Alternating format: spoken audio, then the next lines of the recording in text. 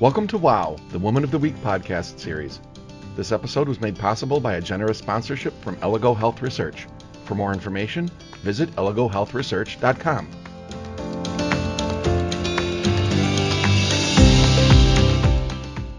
In this episode, Taryn Grome, editor of Pharma Voice magazine, meets with Jody Casey, VP of Healthcare Partnerships, Elligo Health Research.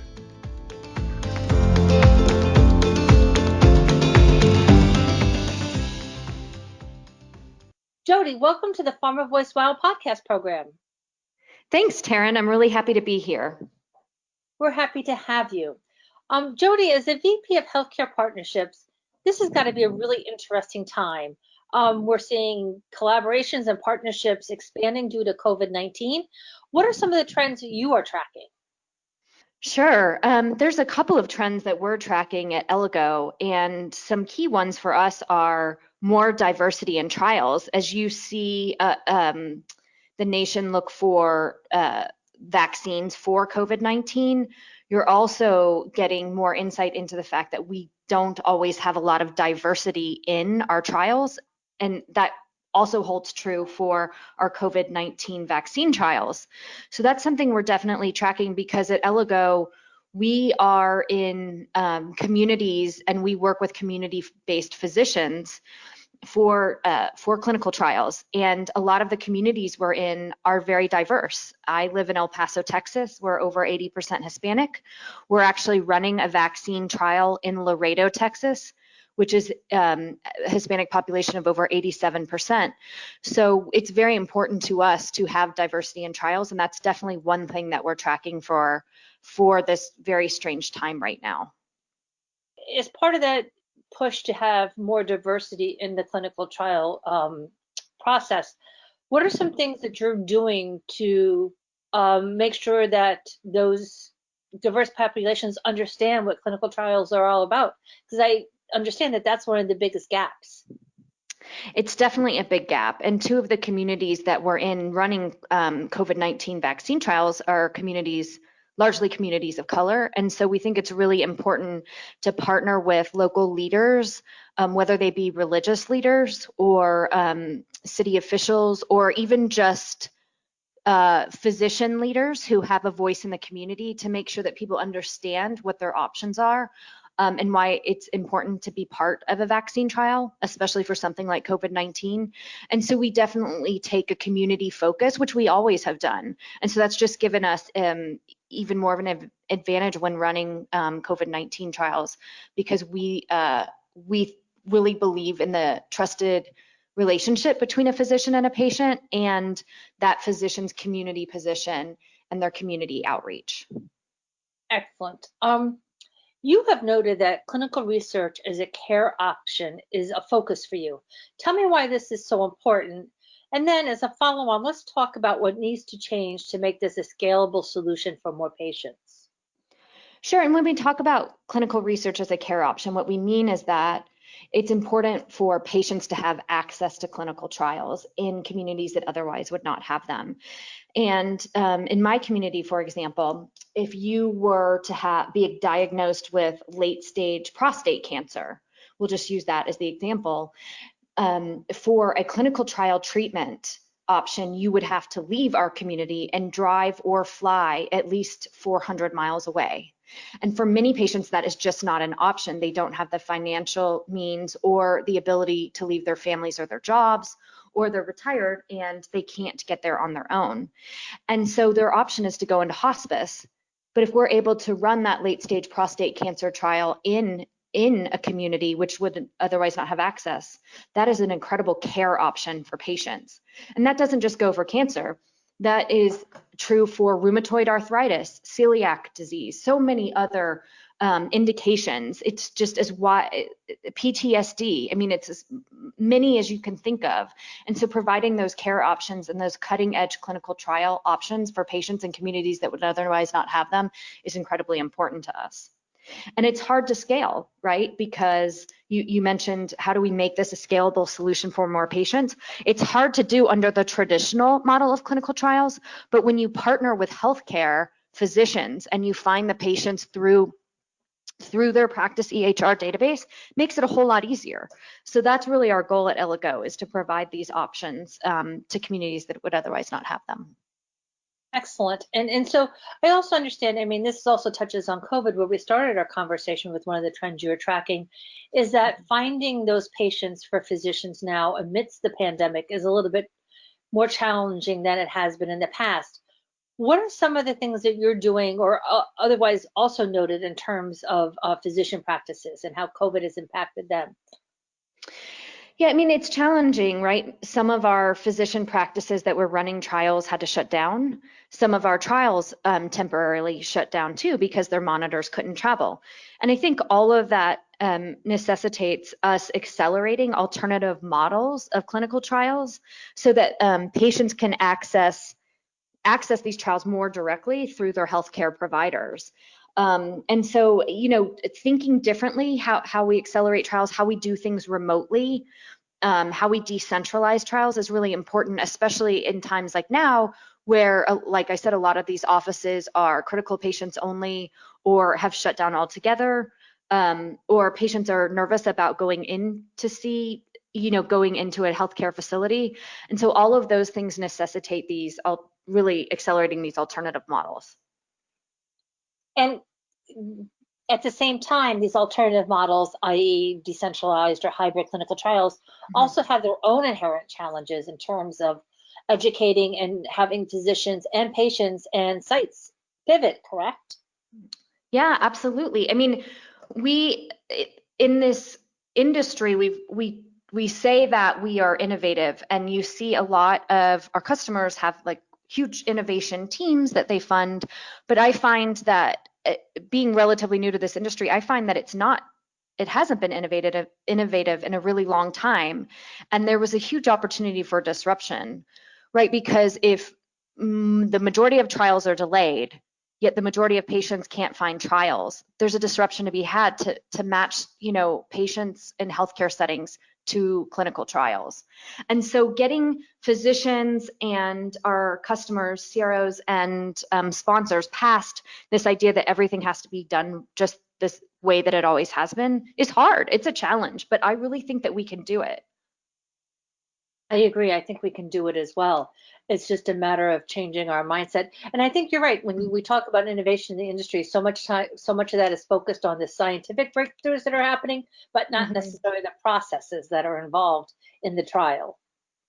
Absolutely. And I shouldn't say that we aren't innovative. Clearly, you see so many amazing treatments out there that weren't available just a few years ago for patients, which is amazing. But getting those to market takes so long. And that's where I really feel like we have to be more innovative. Like you said, the process has to be more innovative.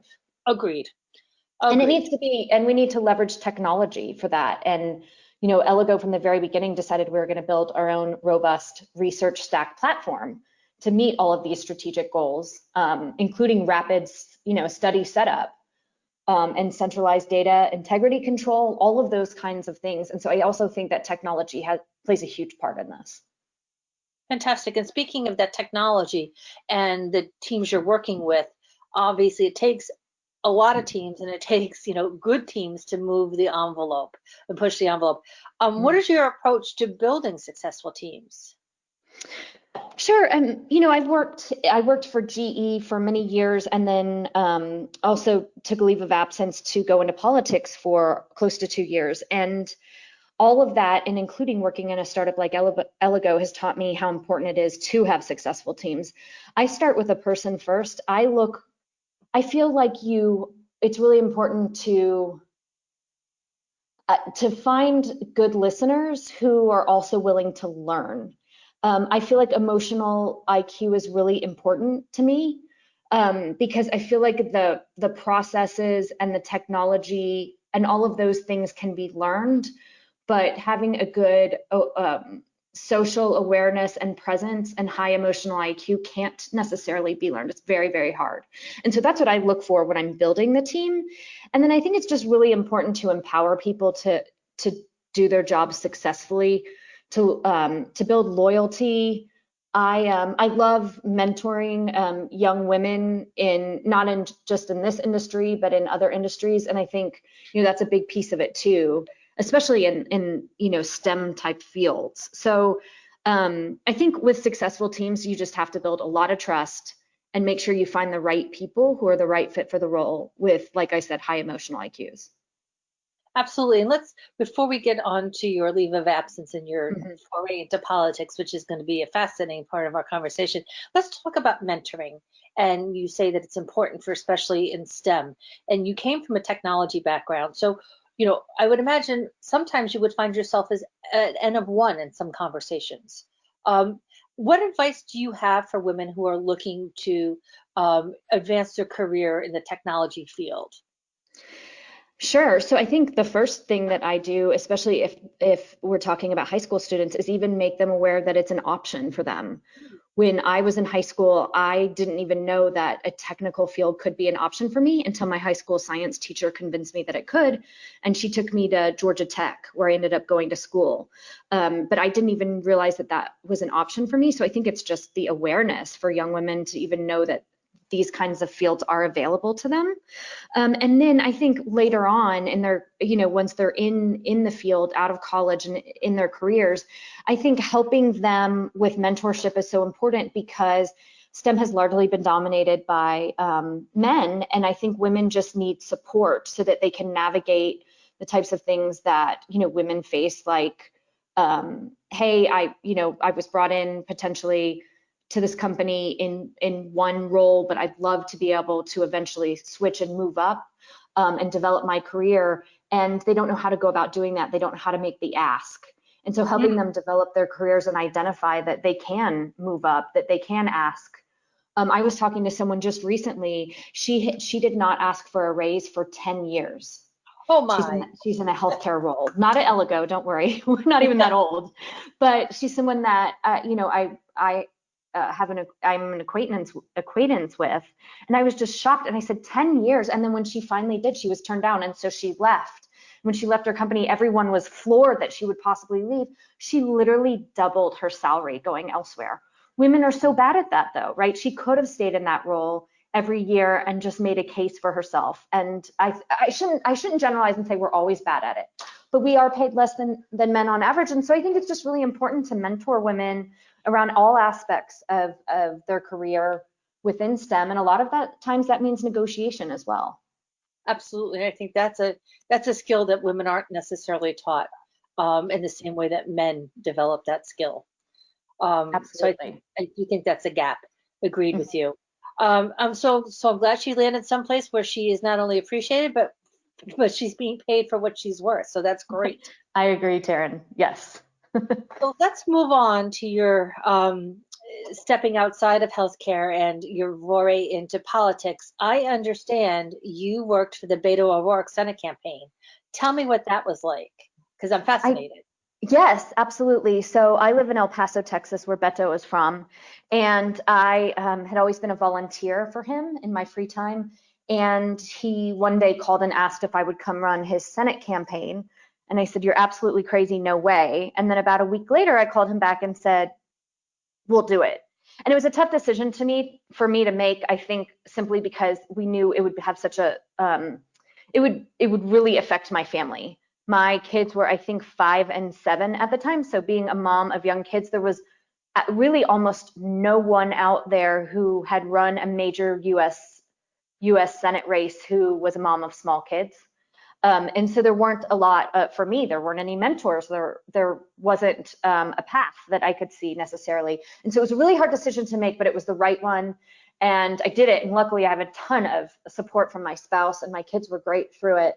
And it was the best decision I ever made and the hardest job I will ever do. It was so difficult.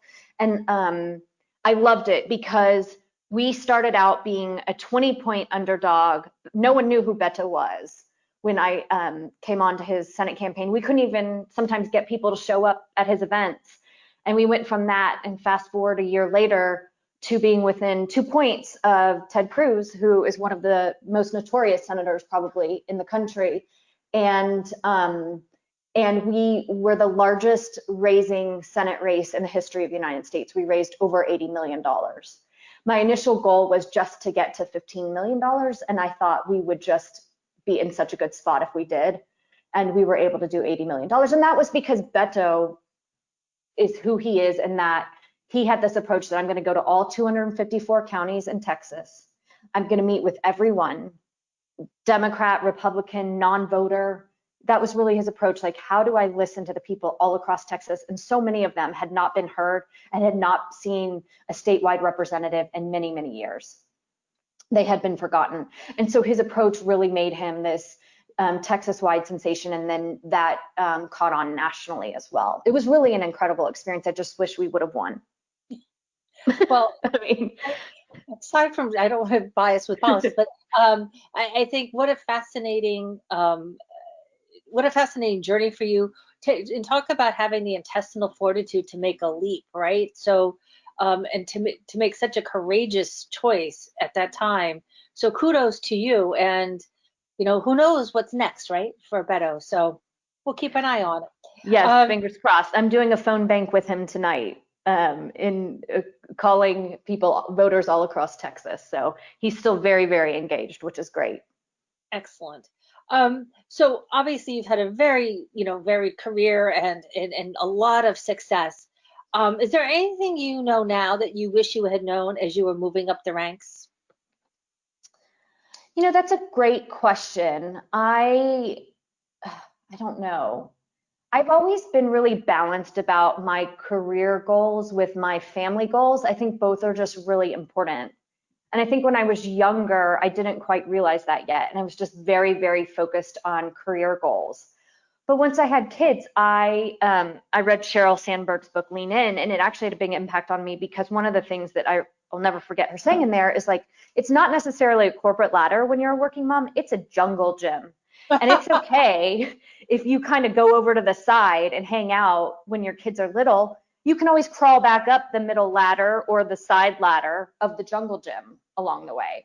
And so that, I have that vision in my mind all the time when I'm balancing family demands with, career opportunities. And so I've always just had a balanced approach, definitely in the last 10 years when I've had children.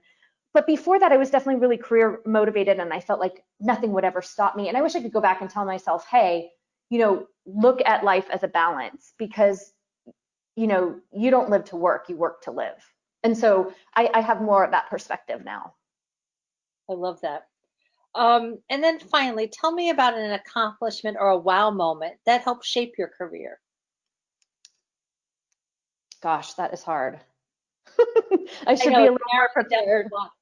I should be a little more prepared. There